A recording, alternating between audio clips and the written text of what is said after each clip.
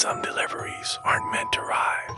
This is the story of a courier who made one last drop to a house that shouldn't exist. It was 2:45 in the morning and the city was a ghost town. For Ravi, a late-night delivery driver, this was just another shift, another blur of streetlights and empty roads. But then a new order chimed on his device. The notification was strange. It didn't come from a familiar app or a registered customer. It was just there. The address was even stranger, Lot 47, Old Penhurst Lane. Ravi had been driving these streets for years. He knew every back alley and hidden cul-de-sac. He'd never heard of Old Penhurst Lane. He tried to look it up on his personal phone, but the search returned nothing. His company-issued GPS was no better, showing a blank map with a single pulsing dot. He tried to cancel the order, but the option was grayed out. His device had locked him into the route, forcing him forward. A message flashed on the screen, stark and urgent, deliver before 3 a.m. A cold knot tightened in his stomach. This wasn't a request, it felt like a command. A countdown he couldn't stop.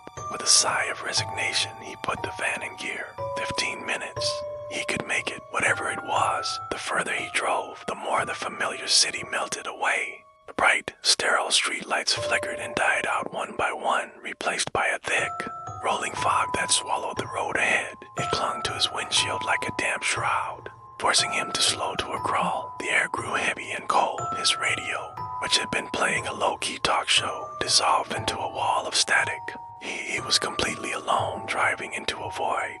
Then, just as he was about to turn back, a shape emerged from the mist. It was a crooked, weather-beaten wooden sign, barely legible in its headlights. One word was carved into the rotting wood. Penhurst. His GPS pinged. You have arrived. He looked up, and there it was, Lot 47. The house appeared as if it had been summoned from a nightmare. It was a tall, skeletal structure, its black wood seeming to absorb the little light his van provided. Mist wasn't just around the house, it seemed to be breathing out from its cracked, empty windows like the slow exhalations of a sleeping giant. The silence was absolute, broken only by the hum of his van's engine. He grabbed the package of simple, medium-sized box and walked up the overgrown path.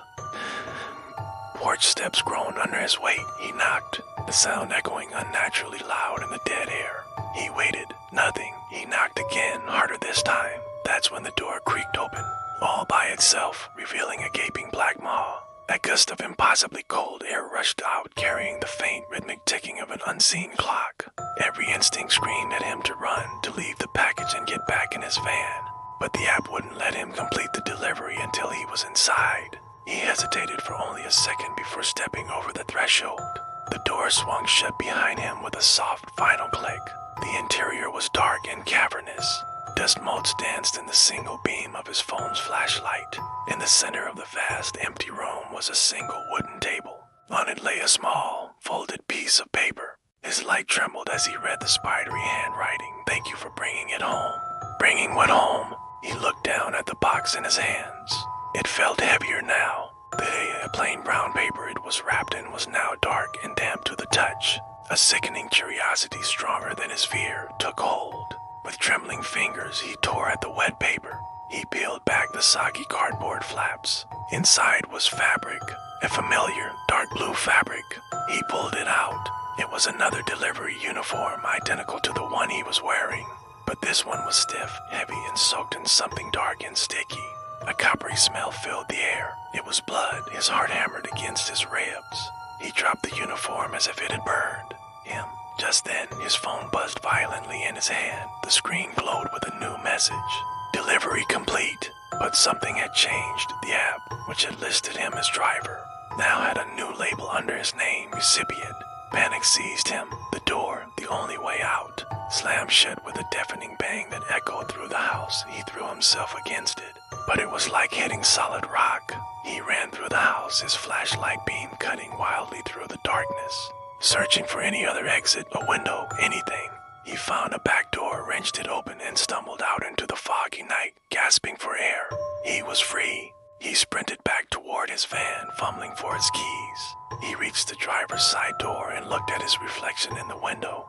But it wasn't his reflection.